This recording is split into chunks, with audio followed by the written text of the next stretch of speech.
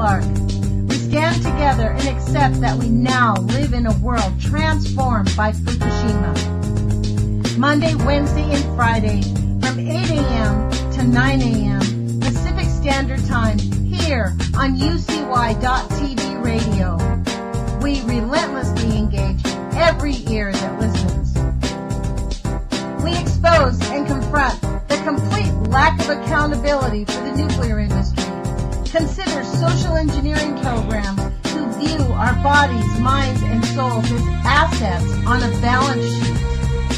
We discuss vital current issues, interview activists, and engage our audience in an effort to allow all voices to be heard. The Age of Fission radio show creates a venue that all will choose. We encourage our listeners to reclaim their power and their courage to take action and save our planet from the ravages of greed and indifference. Our actions matter. Every voice matters. We remind our listeners that happiness is resistance.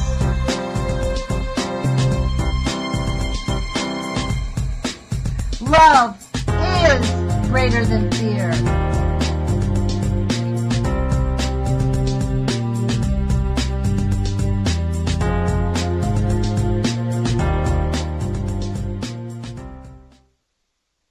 Good morning, UCY.TV radio listeners. This is Lonnie Clark with the Age of Fission radio show. Thank you for joining us once again. Today's Wednesday. That means it's interview day. And I want to thank Heide Lambert for coming on the air. I called her last minute. I had been talking to another guest who I do hope to have on later, and I'll save his name for later if he comes on.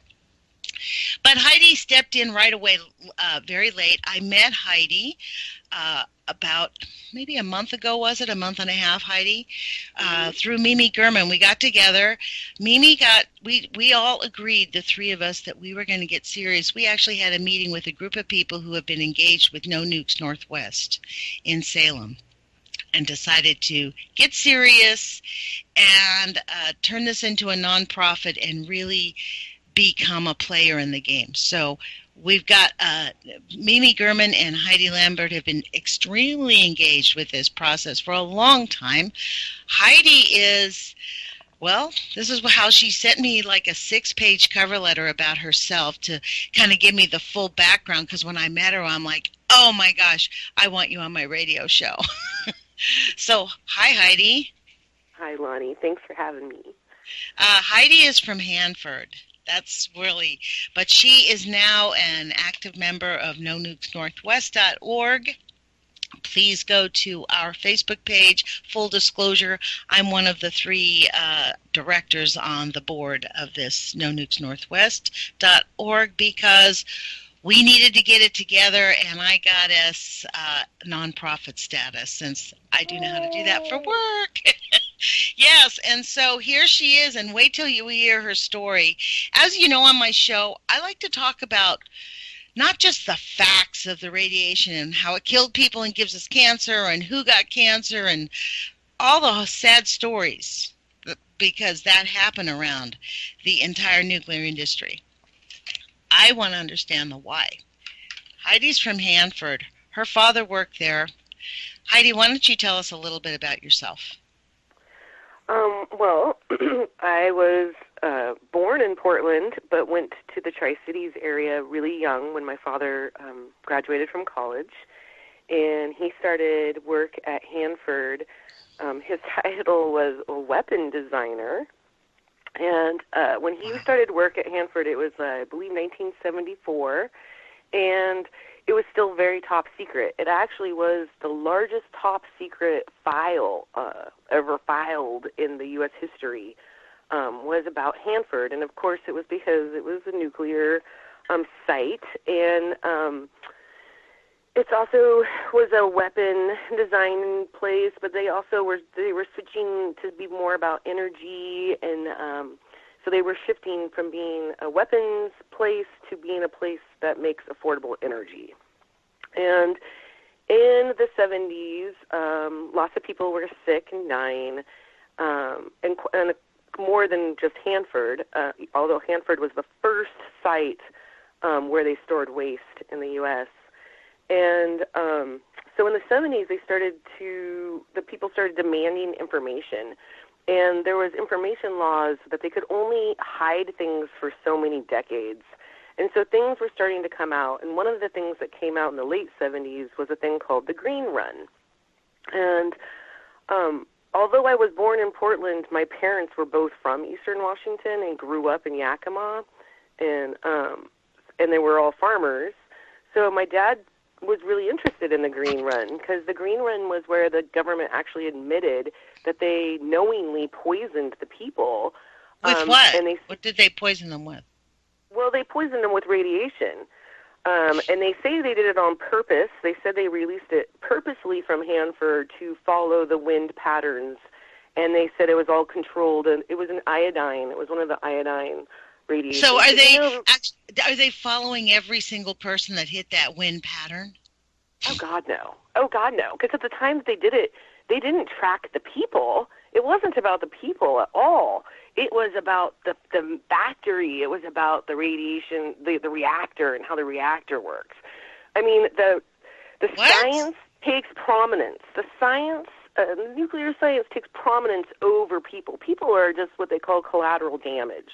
It's just a loss that they get to get the research and the knowledge that they need. We literally are assets on their balance sheets. They count us we have X population, and let's figure out how many of that X we can poison. Right. So my dad went crazy, honestly. My dad was a really caring, loving, nurturing person, and he started to realize that he was this tool, that his mind was being used for something that he didn't agree with, and so he really lost it. It was in the late 1970s, early 1980s. He was institutionalized. And essentially what happened was, Hanford, my dad was just brilliant. He was getting paid all kinds of money. And when he started doubting his job and questioning his managers, they just instantly claimed him as unstable and insane. Oh, my God. They started gosh. happily sending him a check. But what that did was that then devalued and unvalidated everything that he knew and everything that he'd say. So I grew up with my dad talking about conspiracies and people disappearing and, not trusting the government. And, of course, I thought it was because he was crazy, and it wasn't until I was in my late 20s, early 30s when I moved back to the Tri-Cities and reemerged myself in that culture, a couple decades later as an adult, that I started to see how much he was right on. He was spot on. And I started to see how the culture there was so unaccepting of anything else. Only the people wanted to know that it was safe and everything it was all okay. This is the 90% rule. They adopted, Dr. Goffman explained this in his book. He didn't call it the 90% rule. He just repeated this several places throughout his book. The 2 books that I read online, he made mention of it in several places. This is consistent regularly with the attitude adopted by anything related to nuclear, the nuclear scientists, and it's pervasive. It goes beyond the level of government and military. It is nuclear scientists. They have a nuclear priesthood, and they will deny that radiation causes harm by 90%. And they deny radiation causes harm, and when they have to admit it, they underreport the negative effects by approximately 90%. I love, Lonnie, that you use the word priesthood, because I didn't use it. You know who said that? Who says that? Dr. Alvin Weinberg, in a statement he gave before a group of nuclear scientists, he used the term. I read that paper on my YouTube channel also. I should reread that stupid thing, because honestly, it's shocking. He stands before a group of military scientists and nuclear scientists, and he says we are now the nuclear priesthood. We are the human species has entered into is a Faustian agreement with the nuclear industry, and we are now the nuclear priesthood, and we are ordained with protecting humanity in perpetuity. Well, that arrogance. And that is their attitude. Yeah, that attitude and arrogance, it so explains it there, because when you're just a normal person, like say you're just a mom, like I was, our opinions had no weight.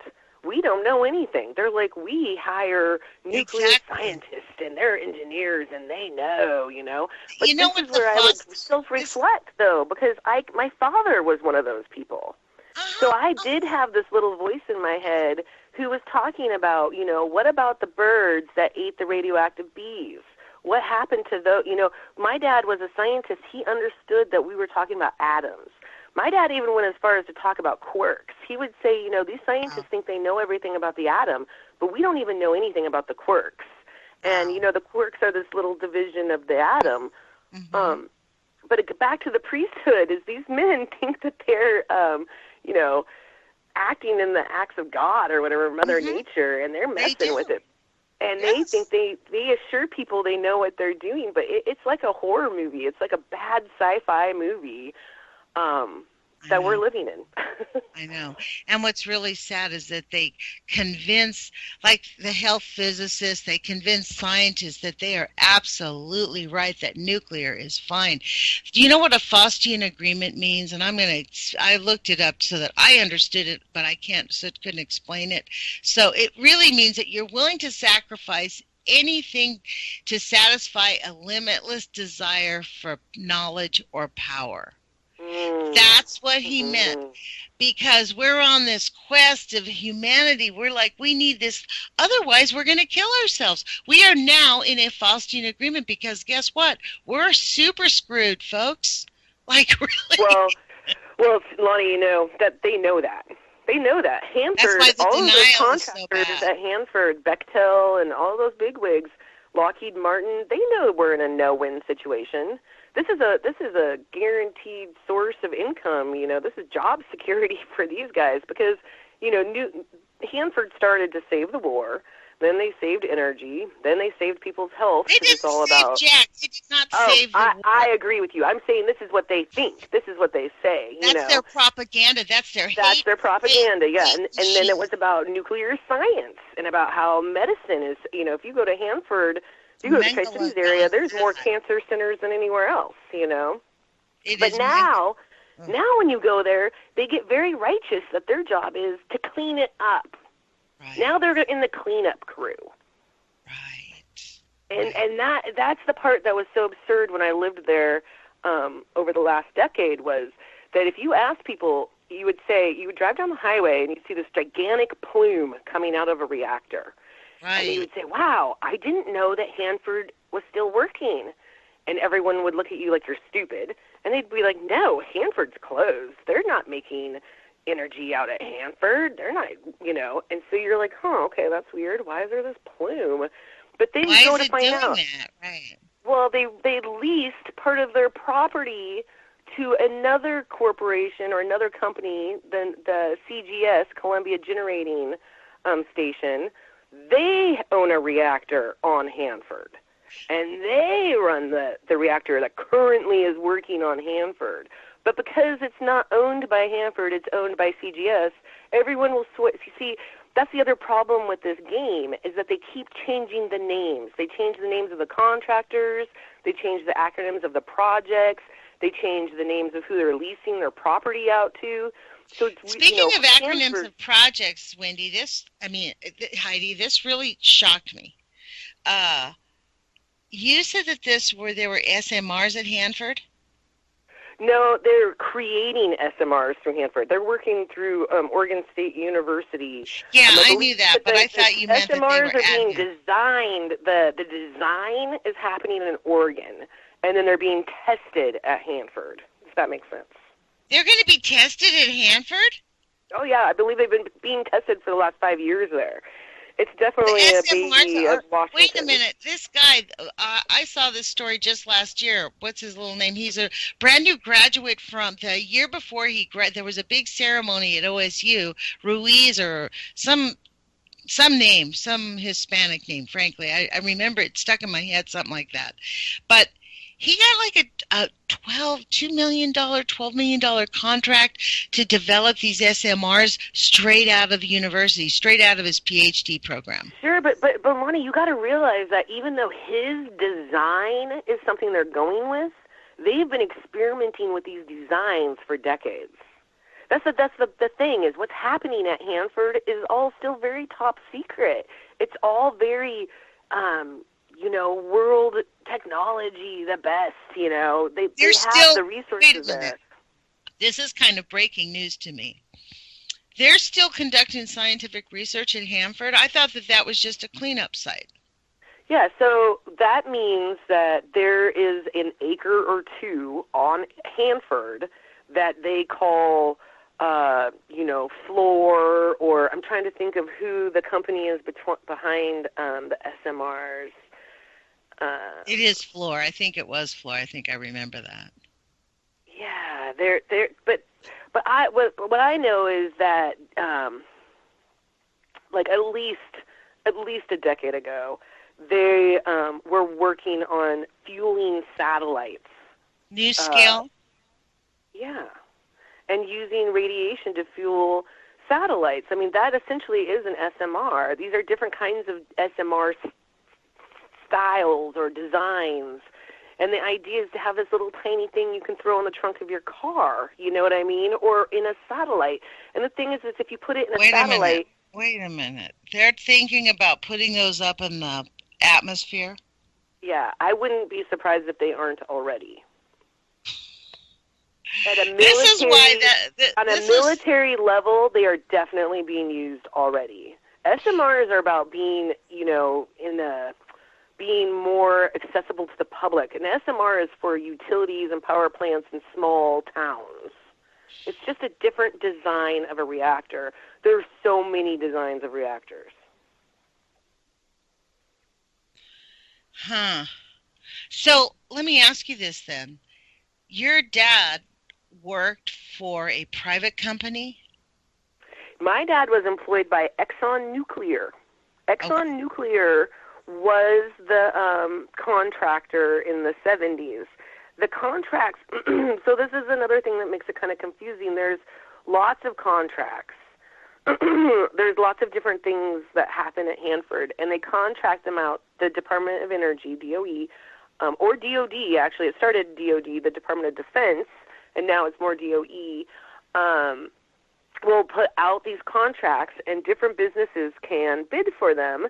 Of course, they're usually energy-based businesses like Exxon Nuclear, and they did it for so long, and then when their contract was over, then like Bechtel went for it, and then Lockheed Martin and Kaiser and General Electric had a hand in there. I mean, there's probably, I'd say, 70 corporations that have had work at Hanford on a large scale. Of course, if you have a contractor in there, like let's say Bechtel, and they need to do a cleanup, and the cleanup exists of removing soil, they usually then will hire private contractors, like people who own their own equipment or own their own little business, and they come in and do, little like 3-month projects, 2-month projects. But that also gets away from the liability. Because if I own my own business and I come down with cancer, then they say, well, that's because you smoked or because... Or you didn't protect yourself adequately. You were responsible for protecting yourself. Yeah, exactly. And so that's kind of the thing there is they want to contract different people because then it's other people's problem and it never gets back to the federal government. When it comes back to the federal government, they're like, oh, shame on you. We told you to use safety equipment. They're like, oh, I can't believe the contractor didn't pay for the masks. That's their fault that they didn't pay for you, But it's really a lack of responsibility, and it's a lot of passing the buck on to the next person. And the way that has become extremely dangerous for Hanford is because it was so top secret the first few decades. most the whole existence, but especially those first decades, when they experimented and created something, when they were done with it, they just threw it in a trench. They just threw it out in a hole in the ground in the backyard of Hanford, you know. They didn't realize that it was going to be around forever. So now we're doing this cleanup, and we're going out to these tanks. You know, they have so many of these tanks out there. I can't remember the exact number. I want to say 66. Wow. And are you talking those tanks that are up on stilts? They look like they're up on stilts. No, they're buried in the ground. They're buried in the ground, and the idea was that the tanks would hold the waste, and it's like they're leaking hundreds of gallons of waste a day. And so they have to get these tanks cleaned up because they're leaking into the river. It looks just like the desert, though, when you drive out there, because we drove past there. I went out there. And they're so smart, though, Lonnie. You got to think that they're thinking you're a Russian spy when they built this place. So almost all of it is down in the ground. They went out into the valley and oh my God! So when you look across the desert, you'll see nothing because it's way down in elevation. If we have a big earthquake, we're super screwed. Goodbye. Oh, yeah. The entire West Coast, the life in the West Coast will be dead for millions of years. Well, so this is the other thing about suppression, right? Because Hanford has existed since the 1920s, and nobody ever did the earthquake research. It was suppressed. That information was suppressed up until the 2000s. It wasn't until the 2000s that a really great scientist out of the University of Washington proved that Hanford was on like 14 fault lines. He was the first person to bring up what's going to happen if there's an earthquake. Yeah, 14. I thought it was 8. If there was it might be 8 technically. It might be like the bigger ones, you know. But I do know that they run by the dams. And that was his Mimi is telling me on the message board that it's 177 tanks. Thank you, Miriam. Wow. Yes, 100. It's a phenomenal amount, and they all have hundreds of gallons of waste in them. And it only takes, a handful of that waste to ruin someone's whole world. Like, it's so toxic. And the problem is they want to clean this up, and they went through this process of getting a vitrification process so they could suck this stuff out of the tanks and suck it into a new tank.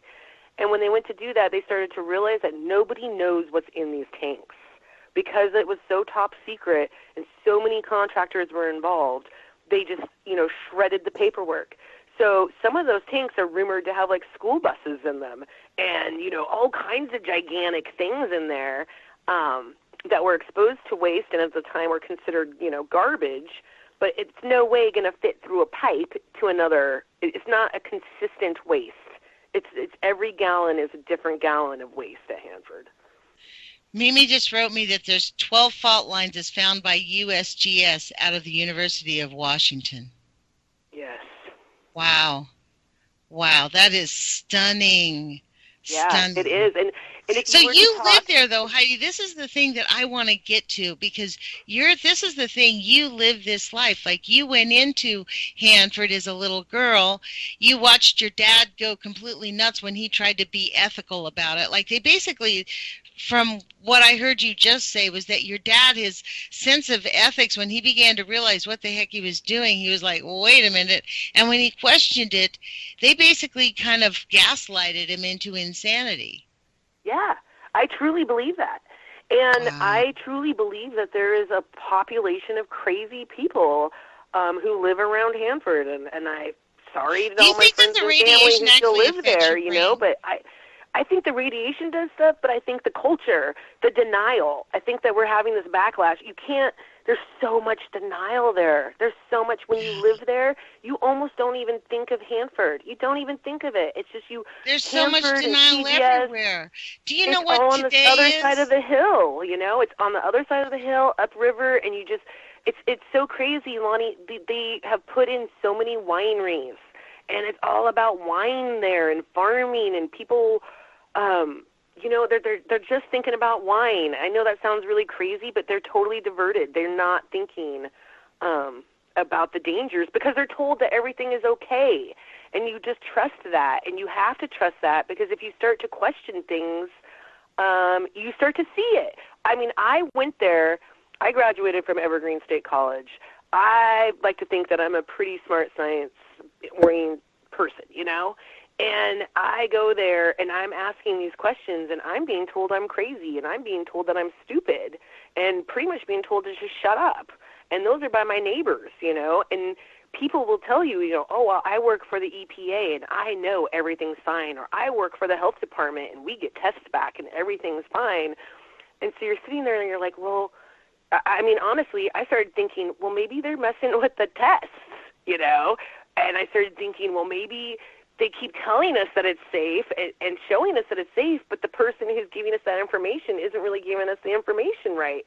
And it wasn't until the last, 3 or 4 years that I started becoming friends with Mimi and uniting with all of these other anti-nukers in the world that the NRC has this website, and our friend Erica will go to the website, and she'll show us every time Hanford reports their filters are not working, which is like every day. Every day their sensors are either broken, there's power outages.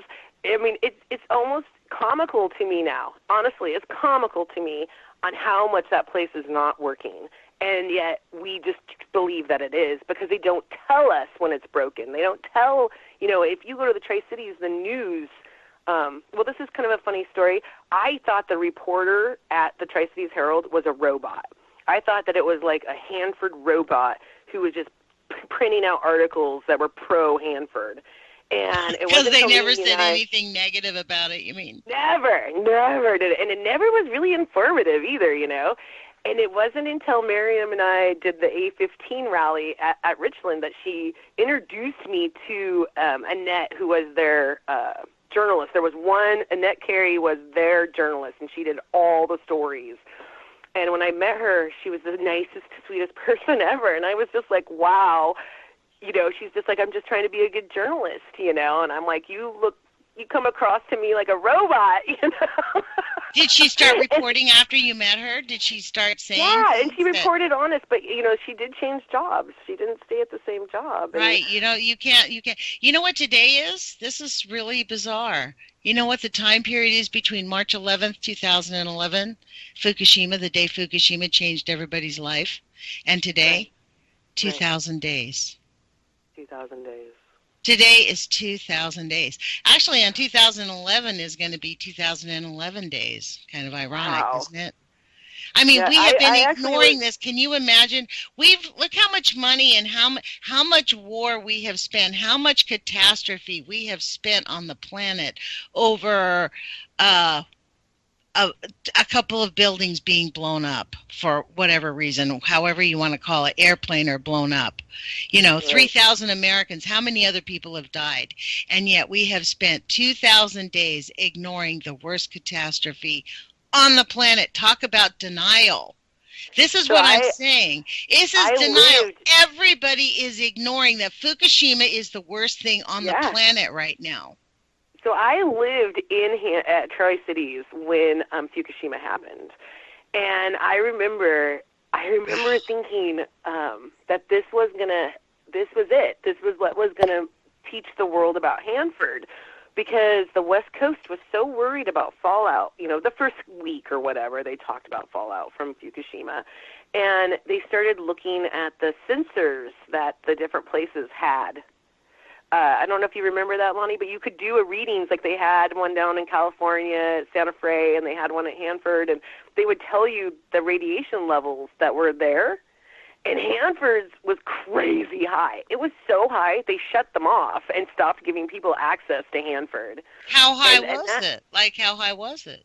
Yeah, I'm horrible with actual numbers. I really, I don't want to misquote the numbers because I am really bad about it. But I do remember that it was so high they stopped giving access to it. Well, Ratcast.org will have that. She keeps that on her list. Well, that's how it birthed, that there was this moment where a bunch of civilians were like, we want to know. And so we all educated ourselves on how to use Geiger counters, which is not easy. It's not an easy science.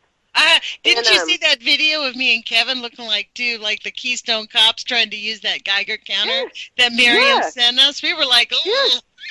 Yeah, no, I mean it's so minute and so accurate. You know, it's really about like setting it somewhere and not messing with it. But that's what started to make me think more about our food. You know, because there was all this food grown around Hanford. And one Explain thing in mind the potato that really, thing.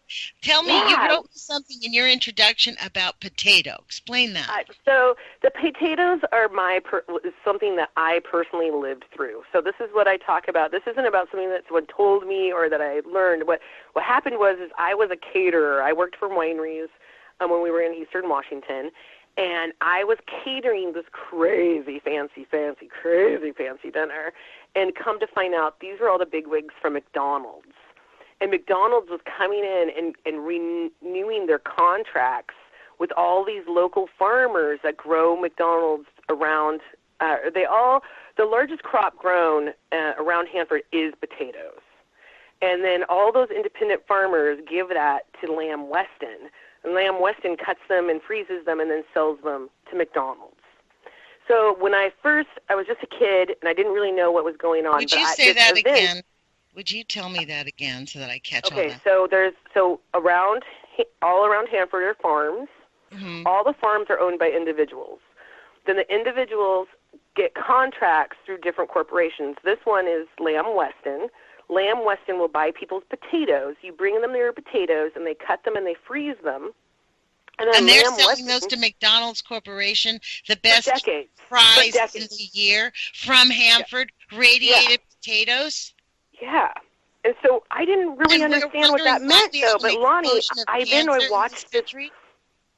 watched this. They ship them all around the world, right? So for decades, everyone around the world was eating radioactive potatoes. You know what? But of course they're tested, and I'm sure they're safe. But that's they sarcasm. know this. These people are genocidal maniacs. This is not a secret. I found out solid information, reading Dr. John Goffin's books written in 1972, 1970. He did scientific study. He helped invent the nuclear. He discovered the whole monster.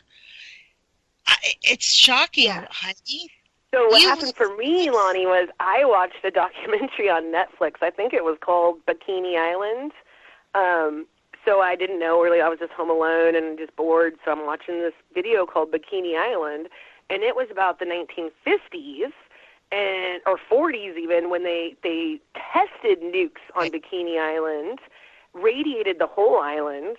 And then after 10 years, everything was growing and looks fine there. So they're like, yeah, Native people, you can go back to your island. Right. So these people all went back there. And of course the government says they had no idea. But the coconuts are super full of potassium. Coconuts absorb potassium. And so the coconuts were absorbing the nutrients. Cesium, just like the fish. I've explained that on the show before. What fish do is they not just absorb it, but fish actually multiply the cesium by 1,000 times, because that's what it does to potassium, because there's so little potassium in the water and seawater that their bodies have evolved to expand it 1,000 times. Now, coconuts, it might be an equal or it might be exponentially more. And then there's also bananas, right? Bananas are a big one, and then the other one is potatoes. So I started to have this really feeling like they knew that potatoes, I truly do believe this. I believe the government knew that this was going on in the food. And this was sort of like a way to clean the soil. You plant a bunch of potatoes in there, they suck up all the toxins, you ship them out around the world, and that's the solution to pollution is dilution. There you go, boom. And then when people come up with cancer and they all have the same cancer, but they're all over the world, you can't blame it on Hanford. Wow. But so about a being, man, win-win situation. That's called a win-win. They get out of it. They make millions of dollars. They get out of their liability. They stay rich. And then people get sick. They buy their health insurance, and they have to pay for their doctors. Again, it's a win-win. Even though and then they have to go pay for radiation treatments. Right. That's the sickness of this, is that you get cancer, and then you still pay the people who gave it to you to get you healthy. Right. Because Hanford has twisted, win-win-win. The nuclear it's a win. Assets on a balance sheet, man. I mean, really. So they do it in other ways too, Lonnie. There's other ways. The other one that I discovered was the cement. A lot of the soil at Hanford is contaminated, so they take that soil and they ship it other places. And I've been told that they ship it to go and be mixed into cement, and then they take it into cement mixes, and then again it's passed all around the world. And it's not contained. So the whole idea of containment, they knew a long time ago that was a joke. They knew that. They knew that probably in the 50s. And so their strategy was to spread it around because it's safe and it disappears and no one can see it. You can't no one can smell taste it. You can't taste it. And you don't feel any different, really. There's no way to know. No. And so that's been the game, and when you look at like the different waste sites in Europe that they've cleaned up, pretty much all that means is they pull the dirt out, they put new dirt in, and they plant grass, and they say, okay, it's all clean now. This is the sad part, Heidi, where it really fundamentally gets down to is that the cat is out of the bag because of the nuclear pollution. The cat is coming out of the bag. They can't keep hiding it. People are dying, and we're having children that are born grotesquely, which is why they need the wars to kill people, because they don't want... This goes back to Hanford too, though. Is that there's poisoned babies there, and there are babies that are being born without skulls. Which they have denied, though. They've denied. They say that it's not caused by Hanford. Within 3 months. Everything is denied by Hanford. Everything. That's right. And everybody living there, why do people living there just accept it? You live there. Well, because for one, there's a pride, right? So I was never old enough to really have that pride of being able to say, like, my dad works at Hanford. But there's a status there. People who work at Hanford get paid a lot of money, so they're rich. They have huge, and if you go to the Tri-Cities, because the property value is really not very much, people's houses are huge. So you'll buy like a 400,000 square foot house, for $200,000.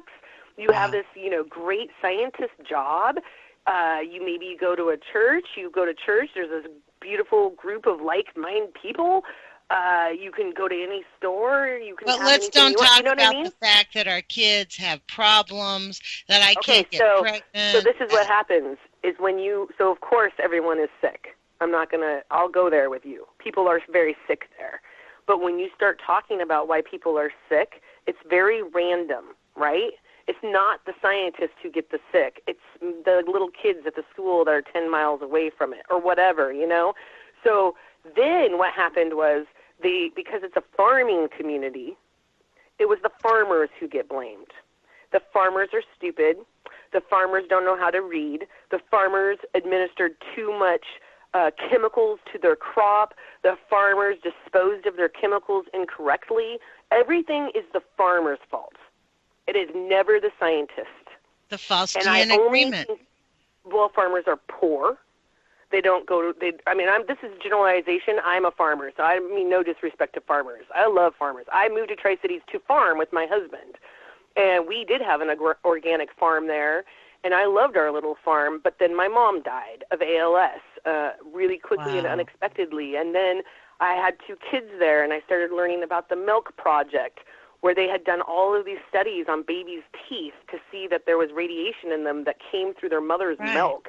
That's right. So I was mortified. Honestly, my homeland, the farm I was to inherit became this toxic So it killer. wasn't until you were a mother, like you had grown up there, been around it, and moved there, you just thought your dad was just off the charts, a little wacky because he just went crazy? In all truth, I really did always believe my dad.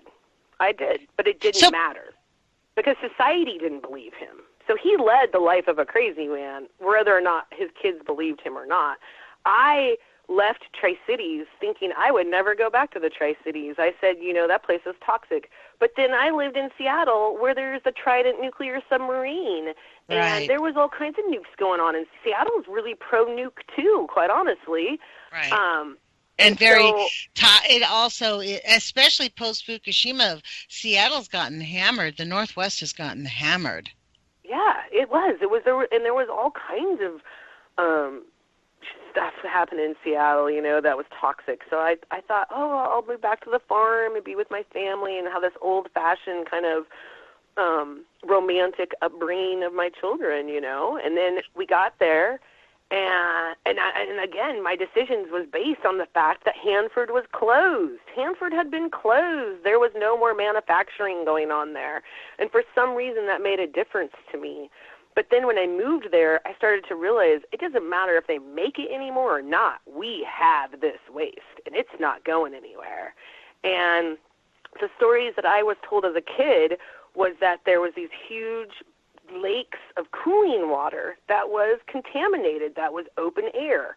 And there was all kinds of open air contaminants out at Hanford because they thought it was contained because they had a fence around Hanford. But when in fact there were bees, there were birds, there were ants, there's spiders, there's a food chain Mosquitoes.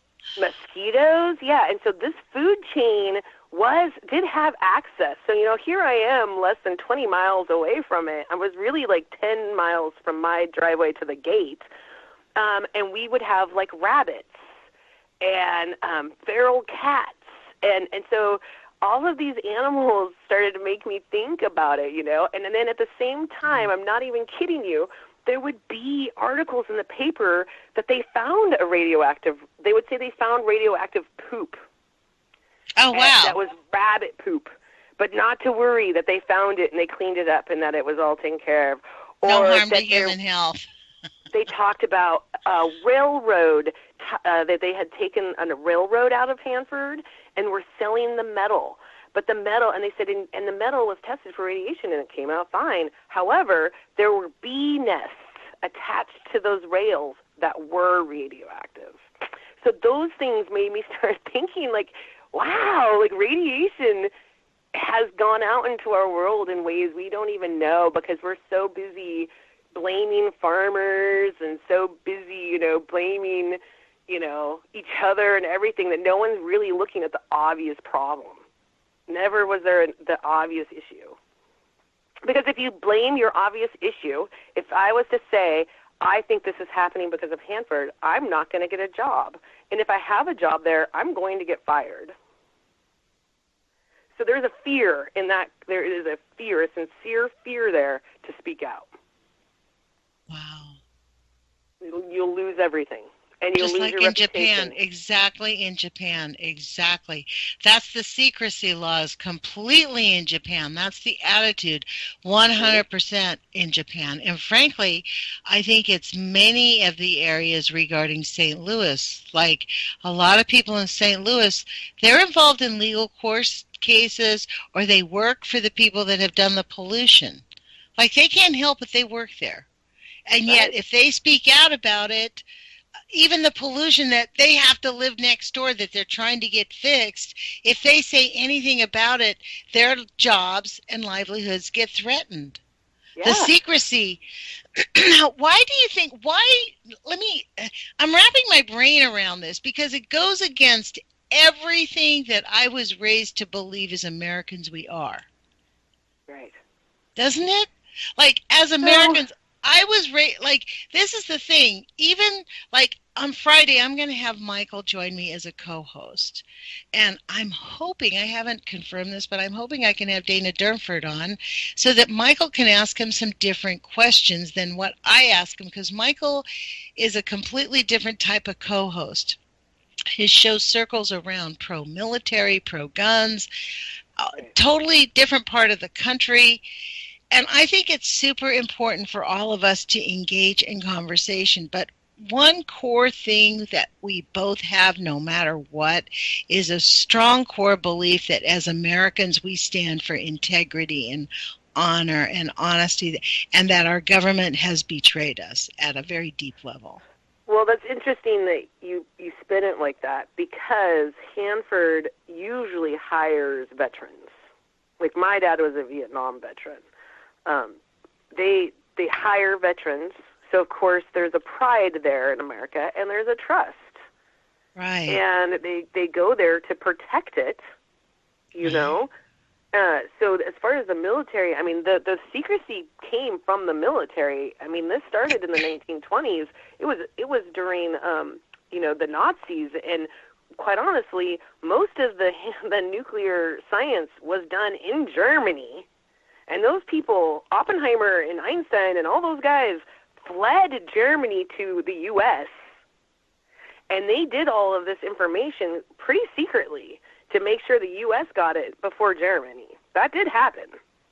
But then it was already top secret, and it was a war thing, so they just kept that culture. Tri-Cities was very small area in the 1920s. It pretty much was just native tribes who lived out there, because it was really hard to live there, especially without power.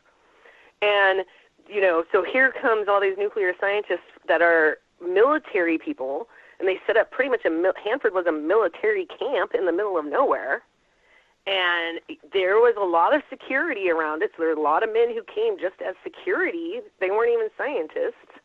And so that's what created that culture. They created the culture. They created the population. It's to me, when I go there, it's like I'm going to a government town.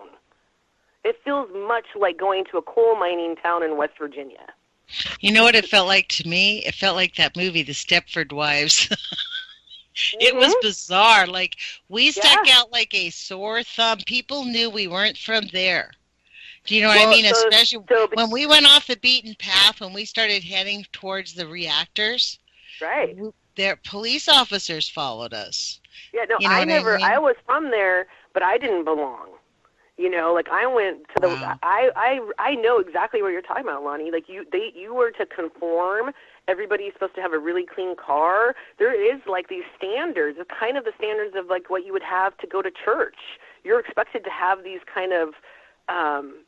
Expected to go to church. Let's be clear. You need to go to church there, I'm sure. Well, you would be very clean, and you're going to wear really nice clothes, and you're going to look really nice when you do. That's what I'm trying to say. Like, the people take a lot of, it's almost like decades behind, Everywhere else has, like, grunge, and everyone else, like, in the world kind of got grungy, but not the Tri-Cities. It's a very clean place. If you go there, it's very clean. Well, you know what? That's probably because they're like sort of psycho, because they know they're ignoring the elephant in the room, that they're all participating in the dirtiest industry in the world. Yeah. I mean, seriously. They're all keeping their trap shut, even the farmers growing the food there. I mean, interestingly enough that you talk about the potatoes, because I went to a Hanford Challenge presentation in Portland once, and a man stood up and said, you know what? What's the plan? Because I'm a potato farmer from Eastern Oregon. I came here to find out, because if anything happens, I mean, we produce a large portion of the potatoes for the country. It's the nation's largest. We make more. So this is the other thing. Washington makes the largest amount of potatoes in the nation. The second largest is Idaho, and where they grow it in Idaho, there's also a huge waste site. Idaho has a huge waste site, which is right downwind from Hanford. I mean, they know these things. They don't do it just random. You know what I mean? Like, they know what they're doing. The other thing about Hanford that I think is really interesting is it's the largest dairy farms in the nation. So that's even after the tooth study showing that children, that the milk exponentially magnifies, just like the fish, the radiation. Yeah, and you can Google it, and it will tell you. It will tell you that Eastern Washington puts out the most milk in the nation. Almost all of the little kids who eat Dairy Gold when they go to school, they have that lunch milk. Dairy Gold is outside. It's in Eastern Washington. So it's really the same. It's the same strategy as the French fries. Wow. They are. They're targeting the people. It's not it's a test. It's not, and we just have faith, and they're taking advantage of the American way, that people will defend this American dream, not knowing that it's actually genocide. That's a pretty large statement, but it is genocide, actually. So what do you think? Let me ask you this, coming from a scientific background, you've been an organic farmer, you grew up in Hanford. I actually just double-checked the dates. I forgot to include the end date when I did this. So as of August 31st, today is actually day 2001. Okay? So we have now passed 2,000 days of ignoring Fukushima. Do you think that's an experiment, or you think it's just so out of control, they're overwhelmed, they have no idea what the heck to do? Oh, poor Japan. I think that... Well, not just Japan, the rest of us, for God's sake. Right. But I mean, I think that, you would think that after World War II, Japan would never agree to have nukes there, They had to. Like, the United States forced them to. They had so we no did. Choice. Kind of like you would an experiment, and we forced them to do it. Then they have it all over this island. This island is extremely volatile. We know that there's earthquakes. We know there's tsunamis. But again, that the creators are so arrogant, they think that their machines are greater than nature, And then Fukushima happened, and they don't know how to fix it. And, I found it really ironic that they were sending scientists from Hanford over to Fukushima to show them how to fix it. And essentially all they did was put the waste in garbage bags. They said, the only way you can fix this is to pick it up, and contain it, and we're going to move it somewhere. But nobody says or knows where everything's getting moved, They're burning it. We do know what they're doing with it. They came up with an idea. They are burning it. Sure, and you know what? That is something that I experienced when I was at Hanford. There is a lot of fires at Hanford. There is a lot of fires at Hanford. And every summer there are huge fires. And I am convinced that was their way of cleaning up the waste. Say that because again? Once it goes up in air, again, it's a solution to pollution is dilution. It sends it everywhere. It's everyone's problem. You think that the so-called fires that are always out there? Yeah. Oh, God, yeah. I can't remember the exact year. I wrote it down on my little writing thing. I'd have to look it up. But I'm going to say like an average of like 2004, 2005. I was driving on a highway back from Seattle with my husband and kids, and we saw the reddest cloud. It looks like a cloud you would see at sunset, except it was like 1:30 in the afternoon. And my husband and I, and it was over Hanford, and it was drifting west. And we said, that is the weirdest looking cloud ever. And we went home, and about 2 days later, there was an article that came out that admitted that they had had a huge leak on the pipeline, but the amount of waste lost was unknown.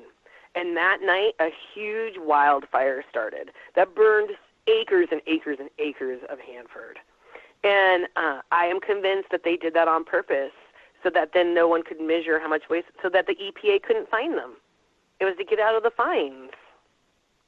If you can't calculate it, then it didn't happen. Right. If there's no victim, there's no crime.